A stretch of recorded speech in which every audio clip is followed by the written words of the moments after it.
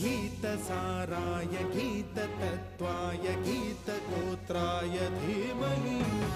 गूढगुल्फाय गन्धमत्ताय गोजयप्रदाय धीमहि